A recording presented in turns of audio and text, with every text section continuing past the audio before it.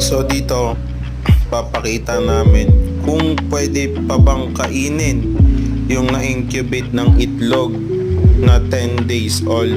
So na-incubate namin yan 10 days. So ito yung mga unfertilized eggs. Yan.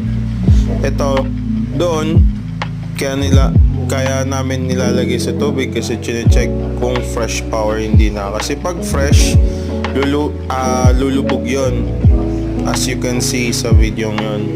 Pagka lumutang, yun ay hindi na fresh. So ito, ayan, binabalatan ko na. Gumamit nga pala ako ng kutsara para mas mabilis mabalatan ng itlog. Ayan. So pwede pa rin naman kainin ang na-incubate ng itlog basta 10 days old pa lang. Kain.